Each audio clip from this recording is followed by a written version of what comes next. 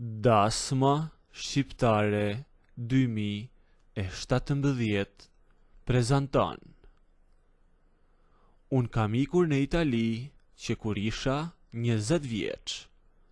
Fillova të punoja punë të rënda që ditët e para. Flisja pak italesht, e pastaj hapa një biznes timin të vogël me disa makineri. Vitet iken pa u ndjerë. Koha më shkonte duke punuar, duke kursyer, duke rregulluar dokumentat dhe kur ktheva kokën mbrapa e pash veten që isha bërë 38 vjeç. Shtëpinë në fshat e kisha rregulluar. Lek kisha bërë, por isha krejtësisht vetëm. Prindrit më thoshin çdo ditë në telefon që duhej të martohesha, por unë nuk njihja asnjë vajzë në Shqipëri sepse kisha shumë vite larg. Tezja ime mori përsipër të bënte rolin e mblesit. Ajo më gjeti një vajzë nga fshati i saj. Vajza ishte 21 vjeçe, plot 17 vite më e re se unë. Tezja më tha që ishte vajzë e mirë, ishte punëtore dhe nga familje e mirë. E kështu, unë nisa dhe u ktheva në Shqipëri për të takuar. Takimin e bëm në një lokal të madh në qytet. Unë dhe vajza u ulëm në një tavolinë në qendër të lokalit, ndërsa tezja ime dhe prindrit e saj u ulën në një tavolinë tjetër pak me tutje.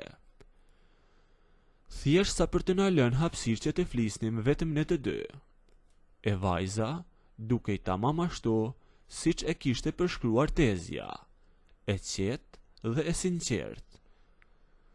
Gjatë bisedës, ajo më tha hapur që kishte dëshirë të madhe të vinte në Itali e të ndërtonte një jetë atje me mua. Gjithçka po shkonte mirë me të, por kishte një problem të madh që atë ditë në atë lokal. Unë e kisha mendjen diku tjetër. Për te tavolinës sonë, syt me kishin mbetur tek nëna e saj, pra vjehra ime e ardhshme.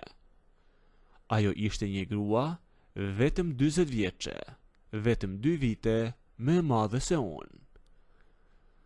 Ishte e gjatë, e hollë, me një trup të mirë dhe vishej me shumë shije për si një grua nga fshati. Dukej më shumë si motra e madhe e vajzës se sa si nëna e saj. E kur hym në lokal e i dham dorën njëri tjetrit, unë u habita nga pamja e saj e nuk e prisja fare. Megjithatë, mbajta qëndrimin tim serioz. E mbyllëm fjalën për fejesën, e vendosëm të bënim një dasëm të shpejt brenda atij muaji. Pas dasmës, mora një apartament me qira në Tiranë. Planet ishin që të rrinim aty për rreth 2 muaj, derisa të mbaronin dokumentet e bashkimit familjar për nusen, e pastaj të niseshim të dy për në Itali.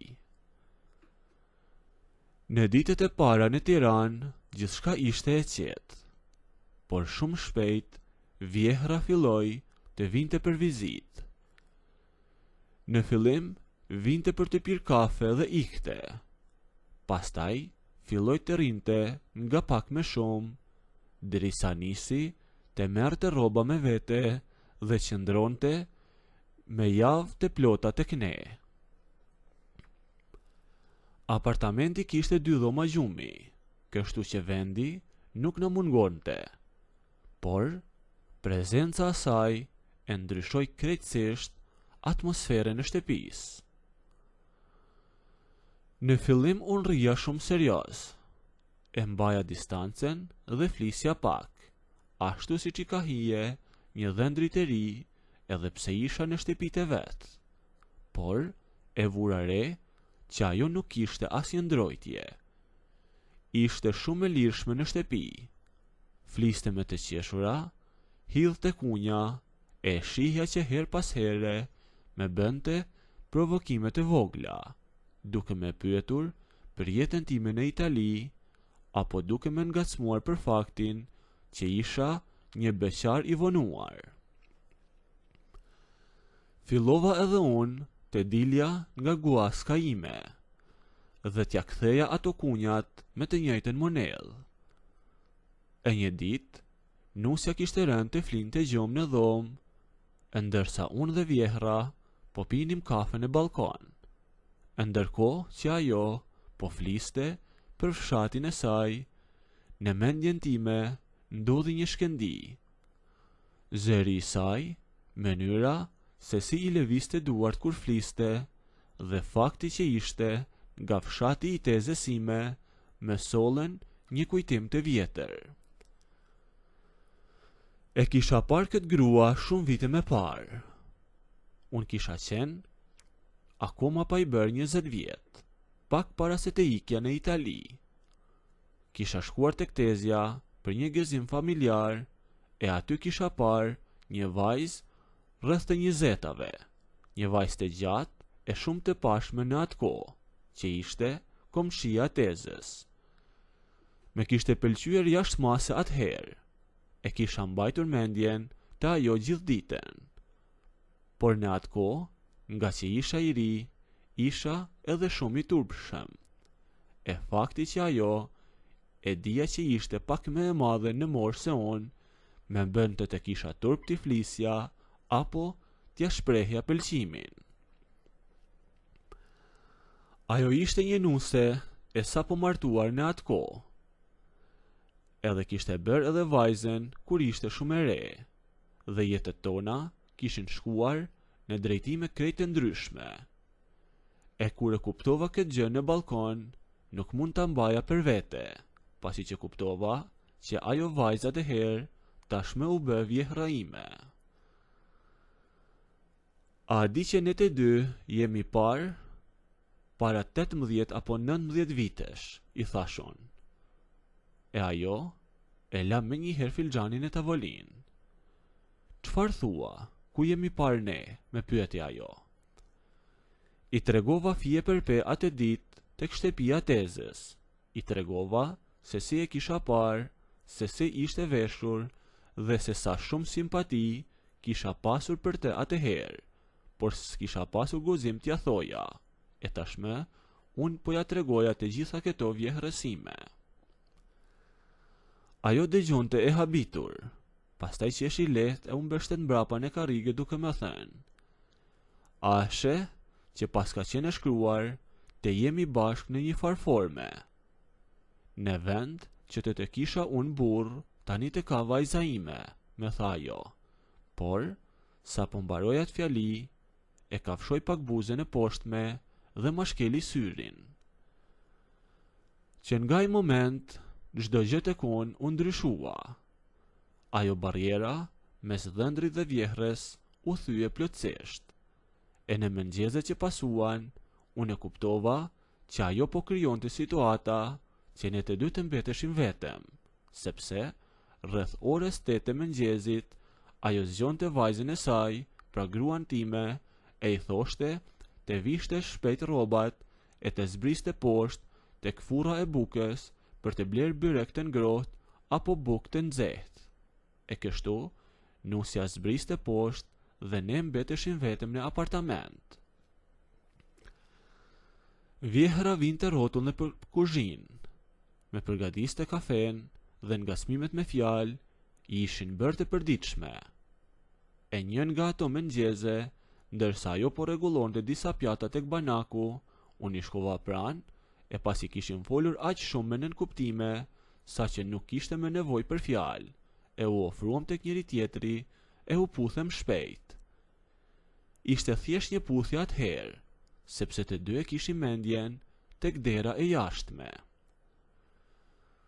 Pasi u shkëputem nga puthja e parë, nuk kaluan as 2 minuta e dëgjuam zhurmën e Chelsit.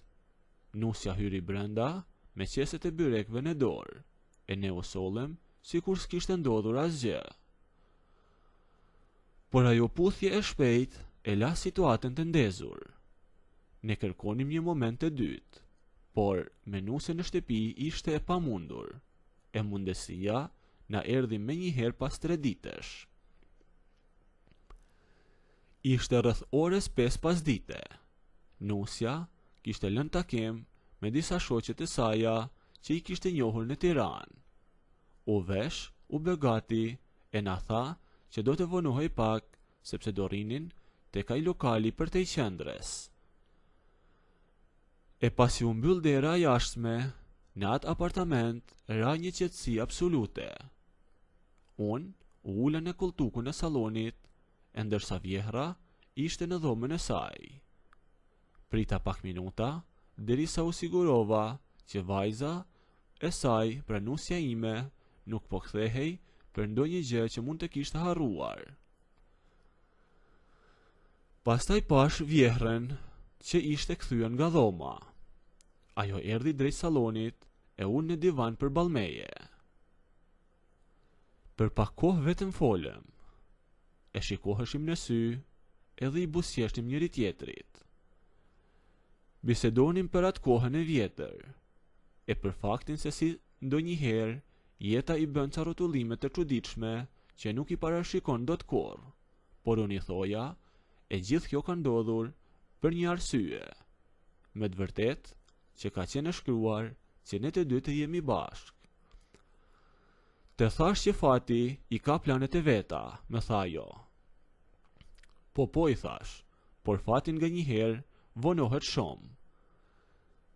E ajo unë ngrin nga divani i saj, e erdhi drejt e koltuku im, e ul aty në qoshtë të koltukut, duke ma hedhur një dorë në qafë, e duke vënë ballin e saj tek balli im.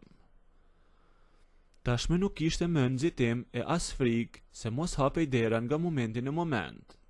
E ajo, pasi hodhi tashme të dyja duart rreth qafës, ballin e kishte vendosur në ballin tim, edhe hunda po prekte hundën time, derisa ajo u ofrua dhe bashkoi buzët e saja me të mijat. Këtë herë nuk ishte një puthje e vjedhur dhe e shpejtë si në mëngjes. Kjo ishte një puthje e gjatë dhe shumë e vrullshme, duke me ledhatuar ajo me duar, e po ashtu duke e ledhatuar edhe unë atë. U puthëm për disa minuta, e pas puthjes, pastaj shkuam. Nëse doni të ndëgjoni historinë deri në fund, bëjni videon like, a nëse nuk doni, abonohuni ose bëjni subscribe.